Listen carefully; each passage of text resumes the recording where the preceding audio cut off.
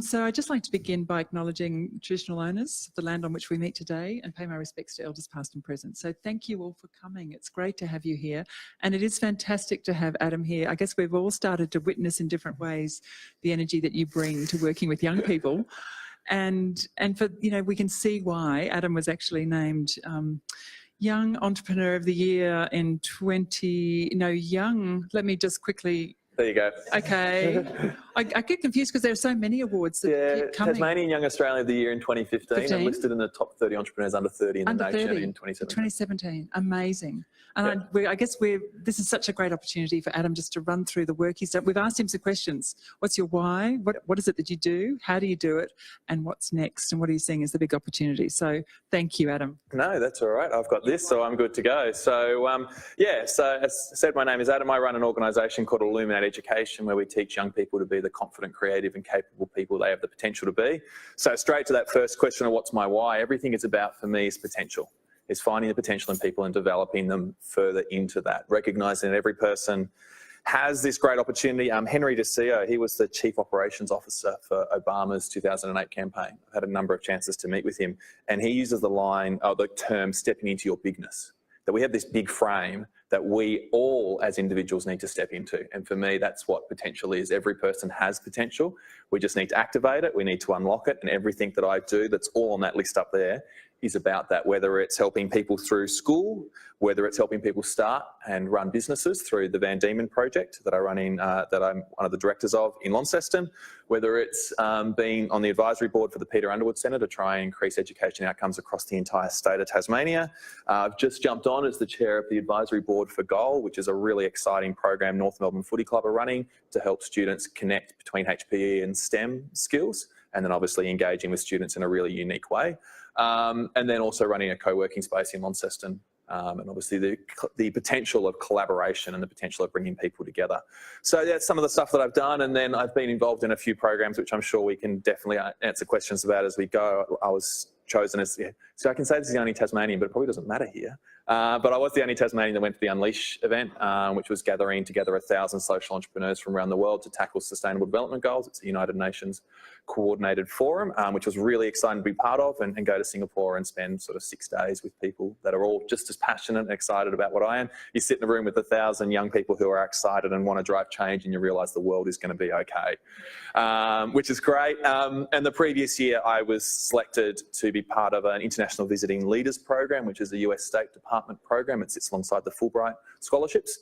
And so, yeah, I did a 3-week intensive, all paid for by the US government, which was fantastic, to go and look at innovation ecosystems and social entrepreneurship as well. So happy to answer those questions as we go through. I've said what my why is, so I've got that one out of the way. This is what Illuminate is all about. So as I said, we're about confident, creative and capable young people. We used to talk about small business owners and entrepreneurs and change makers, but I realised that even that's potentially a little bit limiting, that there's actually a skill set that everybody needs to be. And for me, it's actually for young people to be that confident, creative and capable young people they can be. And the skills that we've identified there are the skills, the enterprise skill set. We see so many different frameworks, what young people need to be capable and everything else. And so we've sort of narrowed it down from our perspective. They need to be able to communicate, they need to be able to understand, they've got to be able to solve problems, and they've got to work smart. They're the sort of the 4 key areas for me that we've got to develop young people in, and then everything else can go from there. And so that for me is the skill sets that we focus on. Yes, we teach them business skills. Yes, we teach them how to run their own business, everything else. But ultimately, if they walk out with those skills, then the young people are going to be better for it, and our communities are better for that. I think, yes, I'll go back because I'll intro this first. So, I can go back, yeah. So what I thought, instead of me trying to explain what the Illuminate Next Gen Challenge is and our 5-day program that we run for high school students, I thought I'd play a bit of the video, and I'll probably commentate over the top a little bit as well, so you can actually see what a 5-day program looks like, because we don't have 5 days to sit here and be part of it all. And the students are today working off-site as they go through that. So, they're going to play? There we go. I'll come and stand over here. So yeah, we work with chartered accountants. They're our national partner. And the great thing about some of our national partners is they help us out a lot, and they cover the cost of this video to promote what the program's all about. This was filmed 2 years ago on the central coast of New South Wales. We run a program for about 220 students a year. at their university, as you'll probably see from the size of the amount of high school students that are in their lecture theatre. It is a massive program, but it's really exciting. And the numbers you'll see, I call out the number of students that we have, but it's really exciting to get this many students, first time sitting in a lecture theatre, to experience what it's like.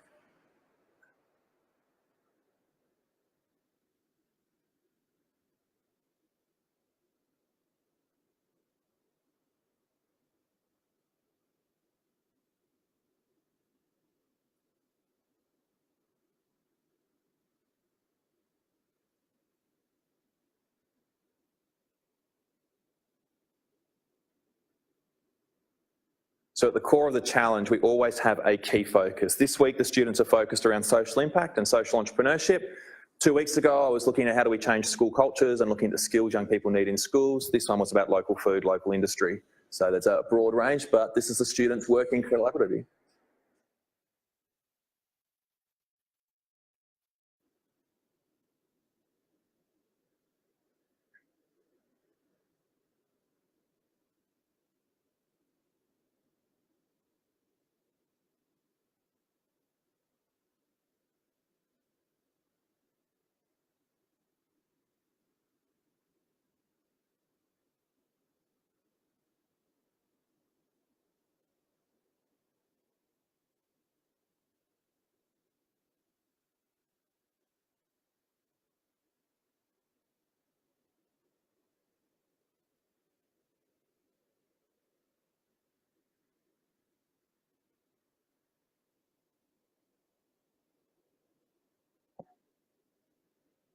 So yeah, we work with industry people to come in and share and obviously give feedback to the teams, and the students develop real world documents that they would otherwise create, profit and loss forecasts, and here's students pitching their initial ideas and getting feedback from head of industry, chartered accountants, innovation lecturers, the people that really will be helping them learn these skills in the future.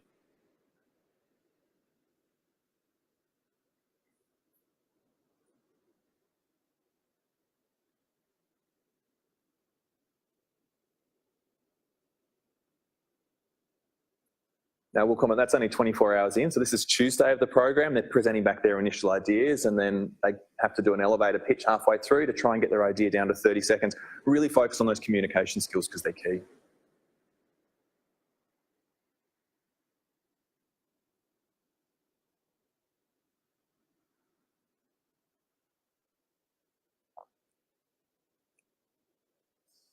And then we sort of jump towards Friday. Wednesday and Thursday, they work in their own schools and we bring them back together. This is a 45-minute time challenge.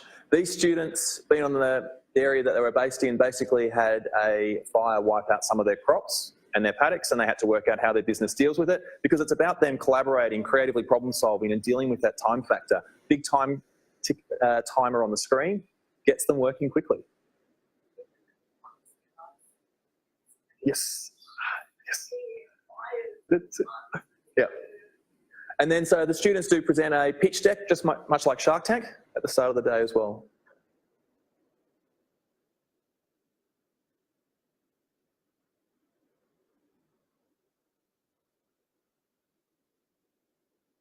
And they have lots of fun dressing up and showcasing their idea and getting them going, and then they create these displays as well to prototype their idea and share that with the community. Some of our award ceremonies that we've run have as many people in the audience as they would have for a graduation on campus, which is really exciting. 220 kids, you start thinking parents and family members that come together, they're massive.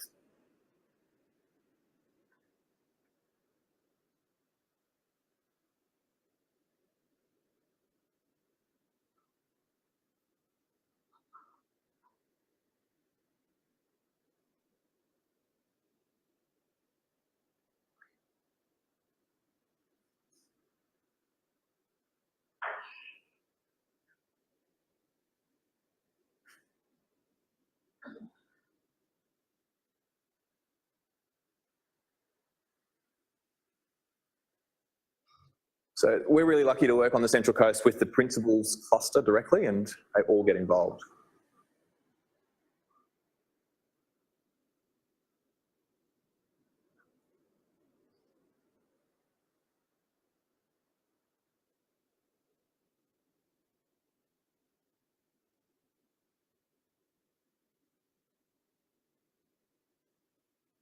So yeah, around 200 students there, all done the program. So they've created business cases, profit and loss forecasts, establishment costs, marketing collateral, pitch deck, presentation, trade display, all around a new idea that they've created in 5 days. That's what we do as Illuminate. That's our main program. And now almost 9,000 students have gone through that program as we've delivered that across Australia.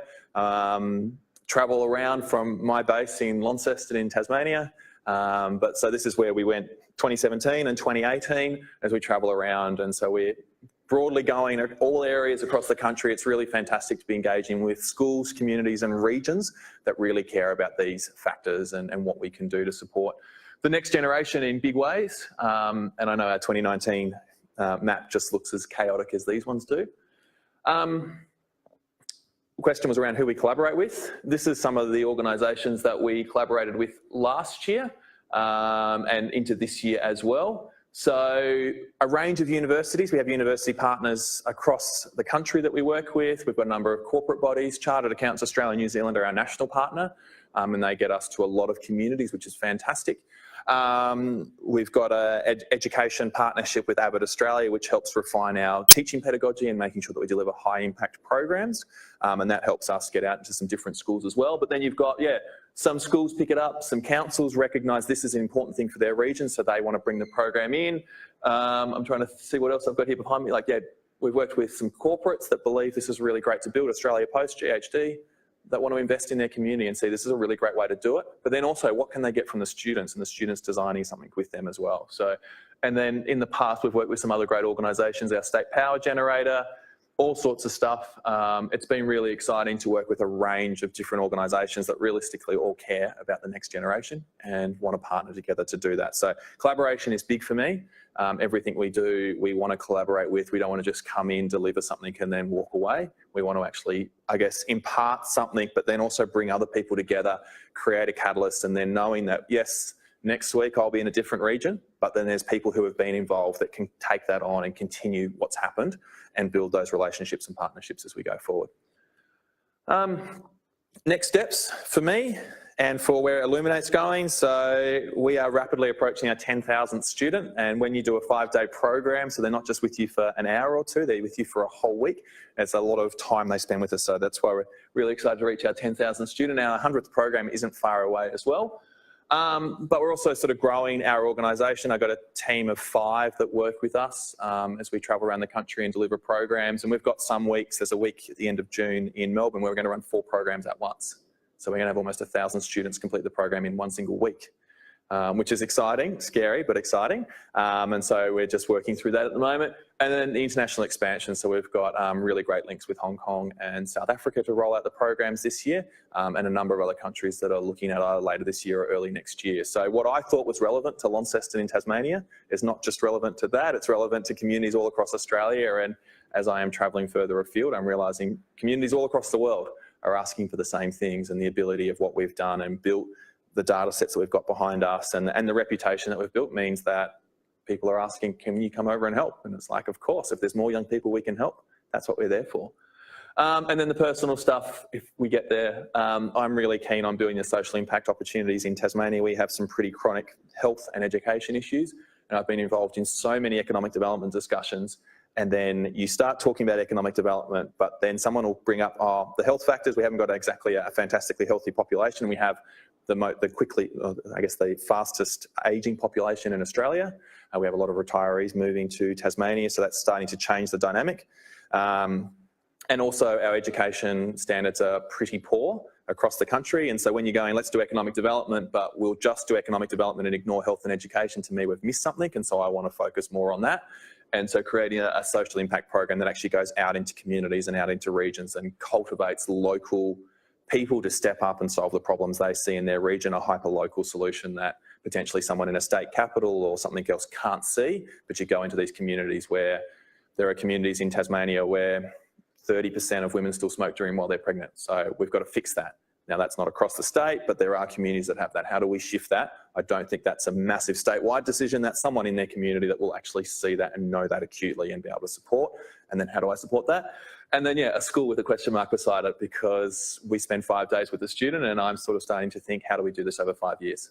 And so that's my big sort of thing, and we've been working through it, and I've been looking at some really interesting models. But there was a question about what's next, so I thought I would just be open and honest. Otherwise,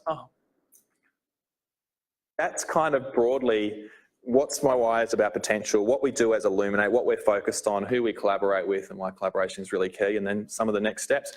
I really wanted to go through that pretty quickly, and I hope I did. Because I just really want to answer questions and find out things from you that matter to you. And if I've said something or there's an experience that I've brought up that you're going, wait a minute, tell me more about that, or find out something else, just ask. I will not hold back. We'll get you to use here's the microphone to speak. Just curiosity.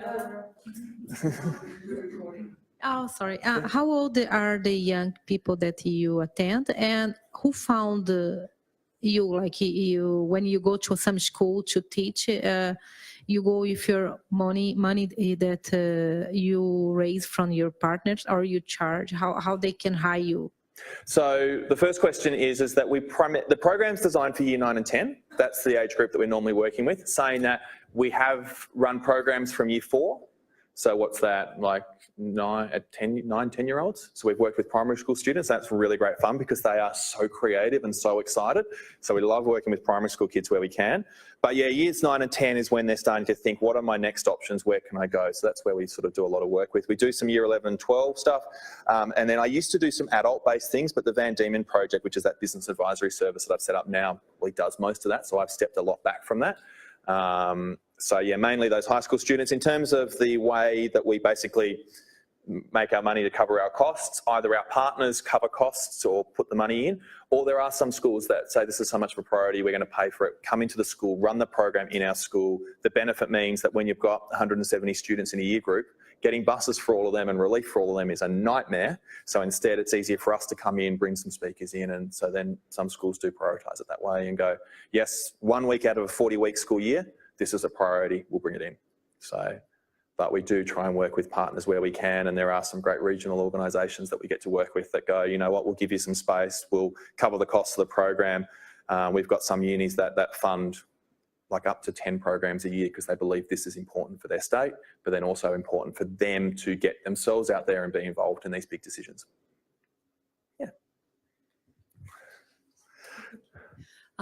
Thank you. Can I just ask how you target or where you decide to go to? Is it just by invitation, or is there some other way that you identify a special need in an area? Or yeah, so we there's some of our partners will call us in and kind of go, they've got existing relationships and see there's a really nice fit. There are some communities that are really driving in this space that it just makes sense to get into. So I keep on in touch with that. And then all the other things that I've been involved in, I've kind of got a good feeling of what is actually happening across community so that when we can reach out, we can.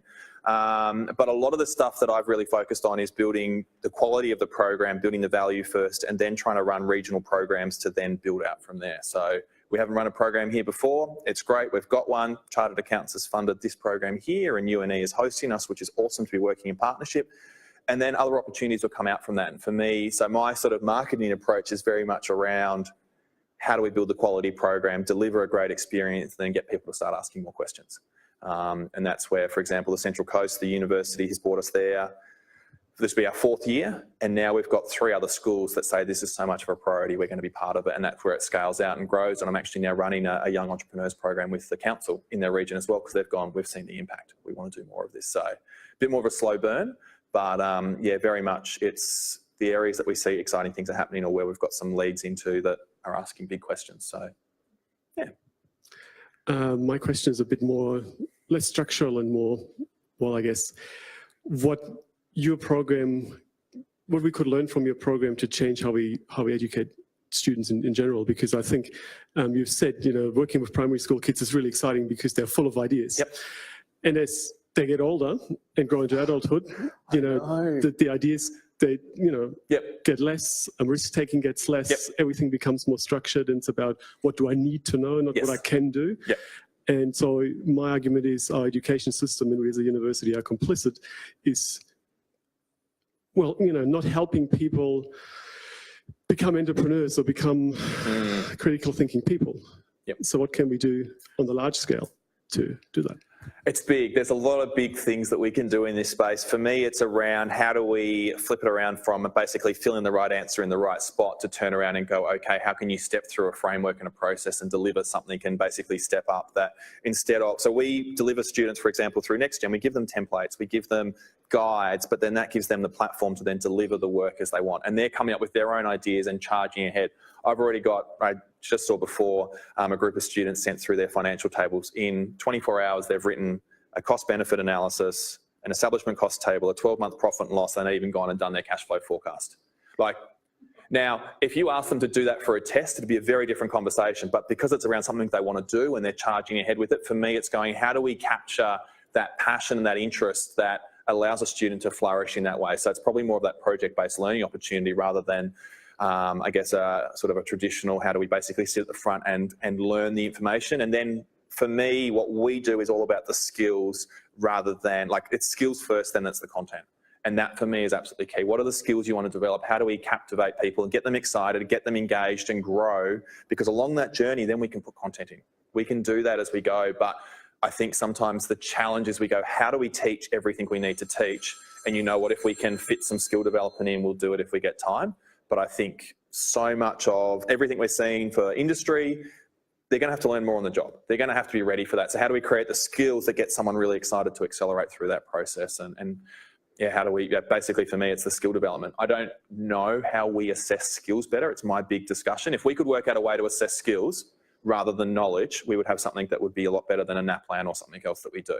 But that's where we've got to get to, because realistically, do we want someone who can sort of put the right answers in the right spot, or do we want someone who can stand up and communicate and collaborate and problem solve and inquire in information and unpack it and be able to be critical thinkers? I think that's more what we want. And so for me, that's going, we've got to do that. Now, there's some unis that are doing some interesting work in that space. I know Curtin's looking at how do they create a measurement framework that potentially becomes part of their entry standards and other things to accredit those things. And you've got some unis that do some interesting programs around alternate entry pathways through those. Templestowe Uni into Swinburne, Templestowe College into Swinburne is a really exciting one. But it's kind of asking questions if, yeah, and you sort of mentioned that uni's part of that. How does then uni stand up and go, well, this is actually what we want from our young people? There's a fantastic primary school, Warana Park Primary School in Dandenong North that I got to see 2 weeks ago, that their principal says it's values and attributes first and content second. So if that's what this as a community wants, what are the values and attributes? How do you develop those first and foremost? And then we can put the content around them and develop them from there. Sorry, I feel like I got on a soapbox there with the answer, but I hope that helps. No, it's a great soapbox. And I suppose the follow-up from Leo's, and then I'll get you on the SDGs, is for us, we have these multiple cohorts of students. We have the online, some young, some experienced. We have international students and domestic students on campus working together with quite different cultural approaches to learning, plus a very content-based mode of assessment. So any thoughts you have about how we can break some of that apart and be able to bring some of these things in would be fantastic. And to that, where do you see educating around the SDGs fitting within your particular framework as well? Yeah, so I think for me, it's how do we convert to, I guess, projects that you can step through. My first degree is architecture, so I take a design thinking approach to a lot of things. So that's my first degree before I was qualified as a teacher as well. And so that's, to me, like, we did big design projects, and how do you change a region or a community or a strip of land, and then what do you do with that? How do you design that? How does that inform things? How do you work with the urban fabric? There's a whole complexity to that process. That's not a what is the right answer. I feel bad for the students that sat down the front on Monday, because I'm going to call them out every chance I get. They asked me, they said, you're going to give us the right answers because we're at the front. I went, there are no right answers. And that for me is, how do we have that framework? What is the no right answers? What's the skills, the attributes, the steps you go through? A good architectural design is not good or bad because it's the right design or the wrong design. It's whether it fits, it's the contextualization, it's everything else that goes around it that says this could work. And so that for me would be going, how do you do that in learning more? How do you create what do we need rather than just the right answer in that way. In terms of the SDGs, it's absolutely critical. Being part of Unleash, they did talk to us about the fact that I think we need between $5 and $7 trillion a year of investment to achieve the Sustainable Development Goals by 2030. Now, go and find anybody that's going to be willing to put that amount of money in every single year. And so we're not going to be able to do that. And that's where Unleash comes in, because I think if I remember right, there was a stat that was about $500 million for the Apollo space program. So that's the type of money that we've thrown into things like that. But that's a number of years, massive project, massive government will, community support, everything else. And that's, yeah, 500 million, we're talking 5 to 7 trillion a year to try and achieve those goals. So for me, the SDGs then give a framework for young people to realise where they can have a say, what are the big issues they need to care about, and realise things that are happening outside their own world. But also what's happening in their world that matters. Quality education is SDG 4, that's what we align with as Illuminate. For me, every place I go to has issues in that space. So to think that the SDGs are this developing world framework is such a narrow way to think about it. It's a really exciting way to go, wait a minute, how do we change this and how do people work around this? Central Coast Council, through what we did with them last year, their whole community strategy is aligned to the SDGs. So you can go through that and you can see each of their 5 values. I can't remember, said them so many times last year, I can't remember off the top of my head, but each of those values is then aligned back to that. So how do we as a whole community, as a whole organisation go, how do we fix this for our own community?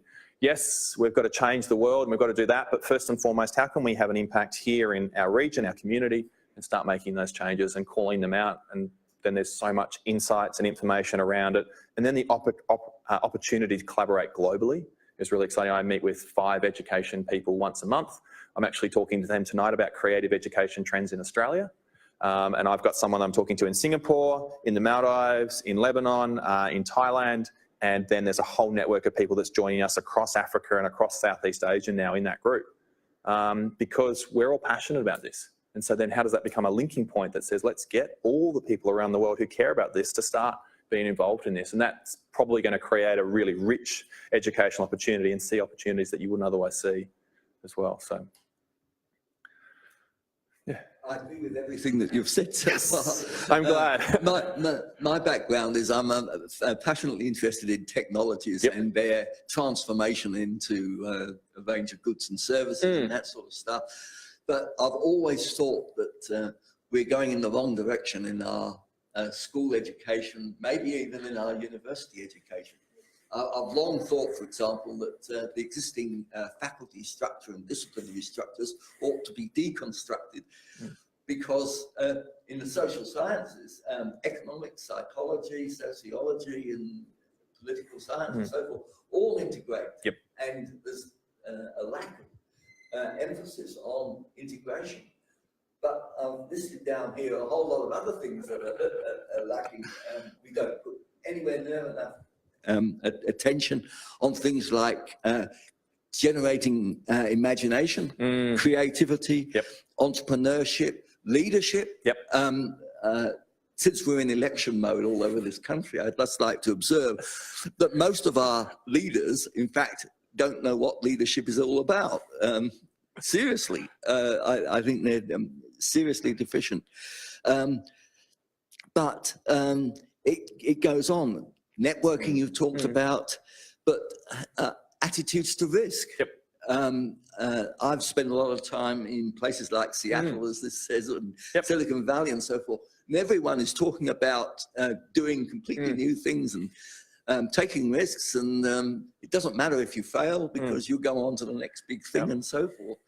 So risk taking is another thing. Actually, there's another issue that I'd like to raise, and it's something I've just come across, unlearning. I don't know if you've heard of this one, but people ought to be told to unlearn. And this is about recognizing things that are past and removing them from one's lexicon, so to speak, and going on to something new. And this is a big problem we've got globally. In business, we've got it in government, we've got it everywhere, that people are afraid of the future. And they're unprepared to move from position A to position B. Another thing is learning to experiment. In other words, generate new ideas, new ways of thinking, new ways of doing and so forth. And associated with that, of course, is increasing technology focuses. And there's nowhere near enough of that in our schools. I was blown away this morning, by the way, when my daughter phoned in and said that one of my grandchildren is going to a science workshop to learn all about robotics. That kid is 6 years old. Yep. So what my comment would be is that it's not just years 10 or 11. In fact, this is a thing that you need from maybe year 3 onwards, all the way up to years 85 or beyond. Yeah. And I think that's why it's really exciting that we're starting to push more into primary schools, that more primary schools are recognising it. The challenge is that when we talked about small business and entrepreneurship, people go, well, that's business, that's a high school subject, we won't even touch that in primary school. But when we start talking about the skills, then they're going, wait a minute, we do need to develop this. And that's why we've changed a lot of our language around skill development rather than business development, to focus on that, because they are creative, they are capable, but it's about how do we help them with the problem-solving framework? How do we help them validate their ideas? How do we even help them frame a problem better than just going, this doesn't work? But actually, how do you frame that and then step through it and then present a solution so that when you go and meet with someone, you don't just go, this doesn't work. You go, I've identified this, it's affecting these people, this is why it's really important we do something about it, and here's how we could do it. Because that's where you need more people who are doers and can actually get those things happening and go, you know what, I'm willing to push this ahead a little bit. So that for me is a big one. I'm going to see if I can, there was a couple of things that you said that I wanted to address. One of the ones, the US startup scene is really exciting to watch. But there is a big reaction that's come out of the global financial crisis of 2008, where a lot of people who had worked for businesses for ages got thrown out and basically, good luck, go for it, but we can't help you. And so there is this culture that no one else is going to look out for me, so I have to step up. We haven't had that same sort of thing happen in Australia. And so we don't have that same, I guess, cultural understanding within the wider community to go, look, we have to go and do it. We still look to a government or a large organisation to solve our problems.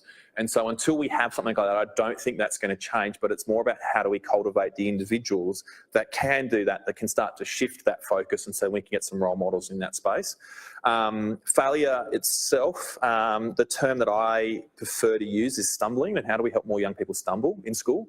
So we can pick them back up, we can help them back up, that's fine. So one of the things for us is time management that we focus on in the program. And so my rule on around deadlines is if you hand it in a minute late, it's a 0 mark. I don't want to see it, it's just a 0 mark. Because I want them to realise that deadlines don't move. If you're going to apply for a grant, if you're going to try and get a big thing, if you're going to get a job ad in, if you hand it in late, like, that's it, you're done. And unfortunately for schools, and maybe even for uni as well, you have that thing where you go, well, actually, I need the piece of work to assess, so I'll give you a little bit more time. And so they get trained to, I can just ask for another week. Oh, my email didn't work, I didn't send it in, or I gave you the wrong folder, or they know all the tricks, but they don't learn the skill they need to learn. So we, for our elevator pitch, we give the teams on Tuesday a 1-minute time slot to turn up and present. And they are encouraged to be there early to present. If they come late, it is a go back and start, and you're done. You've missed your chance. And I've had to sit down with some of those teams who have walked away in tears because they've been told, even though they prepared for it, you turned up late. And then you sit down with them and you unpack with them. What happened? Oh, we didn't keep an eye on the time. Nobody actually recorded the time we were supposed to turn up. Okay, what are you going to do about it? Oh, we're going to make sure we clearly write down all of our deadlines. Great, that's a great skill for life. We're going to make sure that we're always ready early. Great, that's a great skill for life. And so for me, how do we cultivate that goes, you know what? We might not get the mark here, but the skill they get will help them with everything else. And so we've got to do that. Leadership is an interesting one. I'm a big believer in organic leadership. I use the term organic leadership, that you can walk down the street and people will tell you who you need to talk to. You'll find there are leaders that just pop up in a community, and we've got to support them better and help them out more. That you'll find after you go around, and I go to new communities all the time, and you quickly find, oh, you've got to go talk to this person. Cool. All right, I'll go and chat to them. They're a leader because they've been doing something. They're not appointed to be a leader. They've just stepped up, and so we've got to support that more. And the silos of university and silos in general, for me, it comes back to that skills, the values and the attributes and the culture. What do you want to call out? Because there are things, the content areas can be stuck in those areas, but then, yeah, if entrepreneurship is a whole of uni thing, which I know Georgetown University do it and the University of North Carolina and Greensboro do it, entrepreneurship is a whole of university thing. So you can jump out of an arts course and do an entrepreneurship elective, because you're right, they are skills that we need. But how do we establish the cultures and then recognise as a whole of organisation, if this is the values and the attributes that we want from students and graduates to have, then we've got to put those across everything and allow anybody to jump in from anywhere. Because yes, even though I'm an architect by training, that design thinking approach, I'm sure well, actually I know there are countless teachers who are going through PD for design thinking, but you would never find education and architecture ever talking together about that. But that's what we've got to start doing and calling out those cultures. So yeah, I think I tried to try and remember them all. I hope I got through all of them. Thanks, Adam.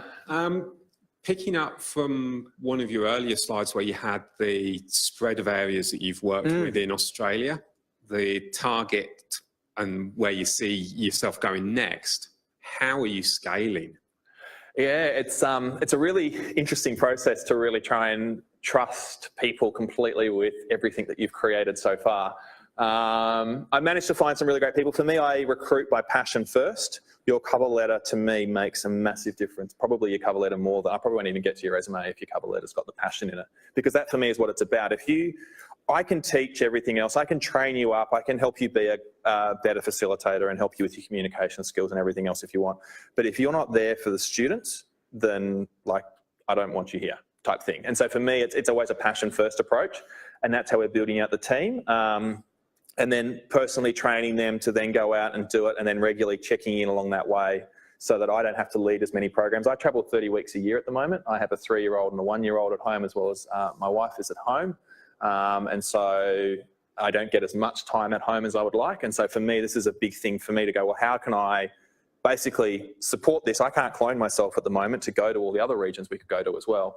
So for me, it's training up people, supporting them, and then looking at the measures that we can put around that to provide regular professional development and feedback and training to help them do better jobs. And for me, I've also gone through and really carefully systemized what we do. There is a 150-page manual behind what we do as a program for a 5-day program, more just to give you the steps to go through. When you're doing this session, here's the things to run through and that sort of stuff.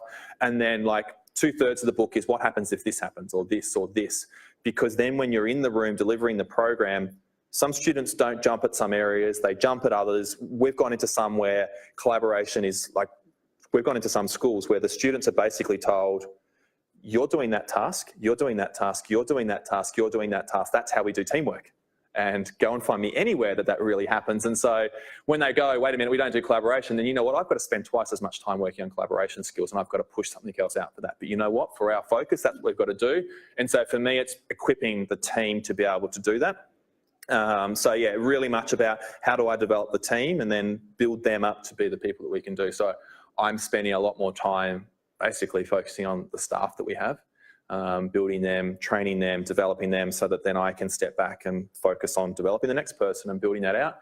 And our relationships internationally are actually with like-minded organisations to do the same thing. I'll go over, train them, support them, understand that I don't have the cultural understanding of their community. And so that's something that I'm very happy to go, please help me understand that. And so it's actually a natural partnership in that way, but then still provide the video tracking of what they're doing. We've got a great platform that we've started to trial that films lessons and puts it into teacher talk and student talk time, and then we can provide feedback from anywhere in the world.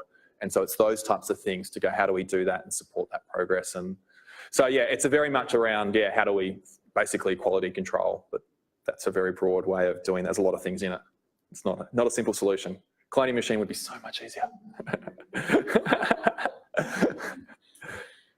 Be a good step in to cover my question. Acknowledging that, you know, we've all got strengths and weaknesses, and I kind of want to ask you a bit about the nitty-gritty of the process, because during this thing, like I like the fresh food kind of aspect. Is there a point at which they go, can we get a farmer in, or I don't know how to drill this thing, can I get an engineer in, or that they could bring skills in and that they're not responsible for everything in that process, even though everything that they're learning is really vital in the process? Yeah, so one of the things that where it's now explicit in the program, we used to sort of touch on it lightly, but it's now explicit this year, is around research and inquiry skills, and encourage them to talk to people and find out more and grab that information and go out to people and talk to them. And so they can bring that skill set in, and now if they're willing to volunteer and help, fantastic.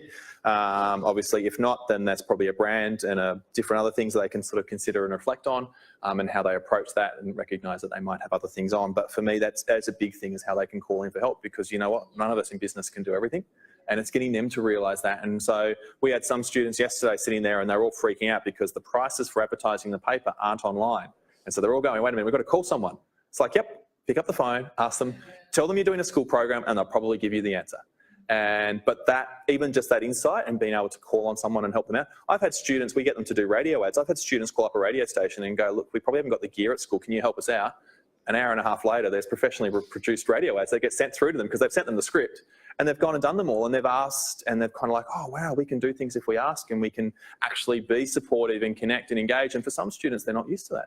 They're used to just having to go, wait a minute, how do I deliver this entire piece of work? I don't know how to use the computer. Oh, I'll have to work it out somehow. I don't know how to do this. I don't know how to do this. And even just working in a team of, say, 6 or 7, they start to realise the strengths of other people in their team, and that starts to bond the team, and they start to realise that everybody has strengths and weaknesses. Do they have to do a staffing structure type thing? And like with their, you said they did profit and loss statements and all that business case and stuff. Yep. Do they factor in they might need an IT person if they didn't hire them in the first year, and how that might look over there? Yeah, we don't get them to do financial projections beyond 12 months because getting the first 12 months is hard when you have nothing to work from, when like we all pay power bills, so at least we could probably put that in the mix. They can't. So that's a starting point. But then we do actually get them to start thinking of the staff structures and who they need in their organisation to run this. And some of them will say that, you know what, we're just going to be like this director board and we're just going to look over it, and we're going to have other people employed in it. Or there's different structures. I've got one of our social enterprises this week that's all about helping people who have been recently convicted of crimes to basically do a community service rehabilitation program. So obviously, hopefully the team is not going to be working in the business because they want to be helping the people that need that. But that's for those sort of things are flexible, and it's a great teaching moment for them to think about, okay, what do we have in our team? What don't we have in our team? How do we get them in? And then we have a little problem solving exercise that we sometimes throw in that is actually about recruitment strategies and actually writing a job ad for something that they don't have in their team, which we throw in, one, to build their communication and writing skills, because that's something that we've noticed that needs a lot of improvement everywhere, but also just for them to think about some of those things if they aren't. So we've got a lot of those optional things. So Adam, you're using Slack. So while the students have been here for face-to-face for 2 days and they go back to their school for 2 days and they're using Slack and they're communicating with you all the time, and I know you're going to have a backlog of messages. I have someone else from my team looking over this while I'm here, so it's a hide. Okay. So that might be the first time they've used Slack and they are automatic. Is there a potential to pull all those Slack communities that you've started to be creating into one community across where, you know, I guess I'm just thinking, is there a groundswell movement that, So we use the same Slack organisation each and every week. We just reset the accounts and share them out because we've set them all up. I have 2 Slack domains with 60 teams each ready to go. And so now when we do our 4-team week in June, I've got to set up another 2 and go through all that, because then we can give them those details. The students are naturally able to engage in that sort of space, which is really exciting. But a lot of schools kind of sit there and go, wait a minute, we're just so used to come and find us person to person, and realise that the richness of the conversation, being able to ask things, be able to drop files in back and forth in a private framework. It's not open access to anybody. We used to use Twitter, and that meant it was open to anybody and all sorts of things. It wasn't dangerous in that way, but it was more exposed, and so that's why we've chosen to use Slack. Plus, how many co-working spaces, entrepreneurial communities use it as well. So that's part of it. It does have a terms of use that you can't use it under the age of 18, so we do need parent permission for that, but that's because the data goes over to the US and back. So that's just a small thing, and we've talked to Slack about that. So in terms of the students gathering together afterwards, we look at how we can support if we're working in a school, the benefit is more often than not, we're coming back the next year. And so then I get a chance to meet with the students again, and we send the same facilitators back to try and build those relationships. Like when I was in Kincumber, that was my first week of this year. All the students that had come through last year, we had all their year 10s last year do it. So many of them dropped through, said hello. Like one of the students, they were a team that were pretty tough all week, if I put it nicely. But they still had all of their radio ads filmed on their phone, and they still showed me because they still remembered their team, what they did, everything they did about it. And that for me that's where you get that really great engagement. And then it's kind of going, well, what else can we do? And then what else can the school do and help them in that way? So how can we support them in their region? So we don't have a bigger group of alumni that we're pulling together regularly, but if a student reaches out for help, I'm not the sort of person to say no. So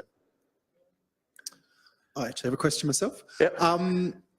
An honest opinion of where you think our students are in this region, and I guess sort of that leading into what are some key points for regions that are doing really well? What are we missing? What do we have already? It's only day 3, so I still haven't seen everything they've produced yet.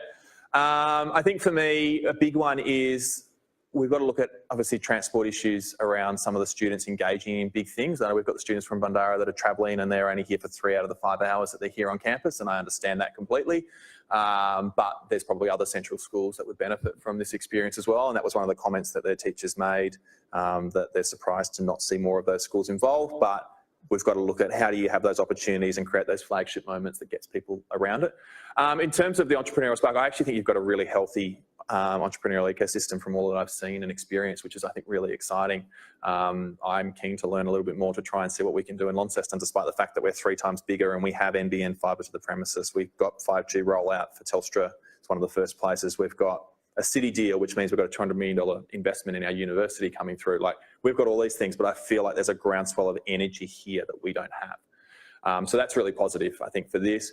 In terms of the students, though, we're seeing it's pretty much what we're seeing across the country is sort of happening more and more. We're seeing students are fantastic at talking and not fantastic at writing. And you know what? That's what we need to build, that skill. You can ask them questions, they know it. But in the moment, you've got to get them to do something about that. We're not seeing that. And so how do we support that? How do we do more? And we're focusing more on that. But it's the students, I guess, like the biggest thing, that the students that don't get an opportunity to go out and do other things, and potentially in a regional community, you don't get as many of those opportunities. When they get put in those situations, they are far more uncomfortable than other people. And so they're not ready to sit in an open space like this and work. And you know what? Give them a framework, give them some stuff to go through and go, good luck, guys. Oh, when can I have a break? You can have a break whenever you want. This is flexible. There's no bell that's going to ring. Oh, and you can see them feel a little bit uncomfortable around that. So for me, that's one of the things that we see more and more in regional communities. But yeah, I think because I actually prefer working in regional communities. My last program last year was on Flinders Island, like 1,000 people. We had 25 students, all their year 6 to 10 students go through the program. And they've got the energy and the spark, but then it's building the skills and the other stuff around it. So I find that it's kind of there's strengths and weaknesses across communities. But I think for these students that I'm seeing here, the Armidale kids are really flying. It's just fantastic. The Bundarra kids they don't probably come out to these types of opportunities often. And I can see that. And so for me, it's going, how do we do that more and give them those opportunities? Because realistically, the world that they're going to step into needs them to step up in that way. And I'm sure it's not just those students. I'm sure that then the students that aren't seeing us are probably a little bit further behind, and that's something that we've got to look at. How do we build that skill set and capacity for them? Just staying on that theme of building the capacity with the different skill sets with students, do we see a need to make sure that we're engaging with those who are going through a vocational pathway? I'm just thinking of conversations I've had with people who have worked with those who have gone through TAFE or something like that. And when we then look at how many of those become sole traders or their own businesses, but don't necessarily have the opportunity to be trained because they aren't perceived as being business leaders of the future. And I know when we were talking yesterday, we were saying about the size of the businesses in the respective areas here in Launceston.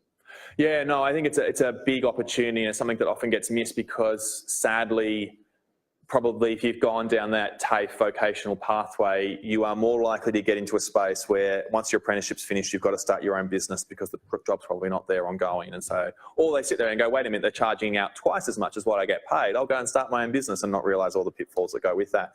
But sadly, it doesn't fit on a national vocational qualification framework. And so if you just simply look at the qualification framework, you go, but that's not sitting there for them, so I don't need to teach them. And that's where it probably comes back to that values and attribute stuff.